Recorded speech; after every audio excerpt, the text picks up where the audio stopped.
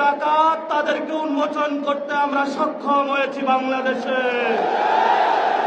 ওরা শুধু ভোট চুরি করে নাই, ডাকাতি করেছে।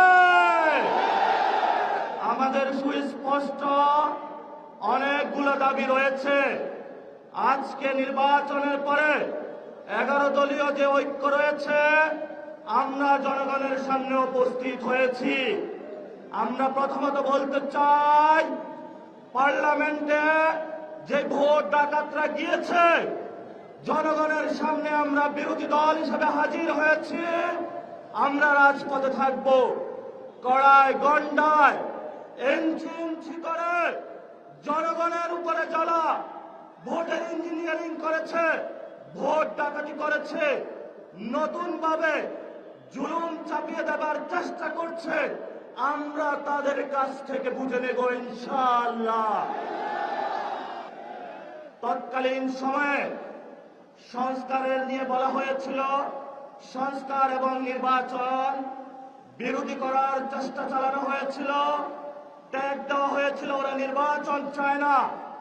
আমরা তোমাদের চোখে আঙ্গুল দিয়ে দেখেছি, আমরাই বাংলাদেশে গণতন্ত্র চাই, তোমরা চাও ভোট ডাকাতি করতে। এখন সময় এসেছে, কোন ৯/৬ চলবে না। সংস্কারে জনগণে যে হ্যাঁ ভোটে ম্যান্ডেট দিয়েছে, দ্রুত বাস্তবায়ন করতে হবে।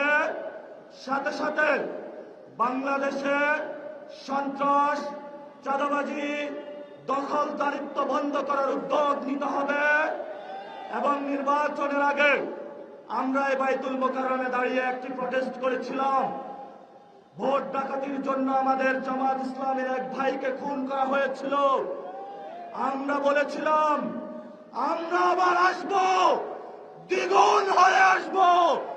এসেছে দ্বিগুণ হয়ে, আমাদের ভাইয়ের হত্যার বিচার বুঝে নিতে হবে। রাজপথ সংগ্রাম জারি রাখতে হবে। যেই বন্ডের উপরে আক্রমণ করা হয়েছে, পেটে লাথি মারা হয়েছে, বোরকা ধরে টান দেওয়া হয়েছে, গুলিবিদ্ধ করা হয়েছে, পা ভাঙা হয়েছে, প্রত্যেকটির হিসাব কড়ায় গন্ডায় আমরা ইঞ্জিনিয়ার তারেক রহমান থেকে বাংলাদেশে বুঝে নেব ইনশাআল্লাহ।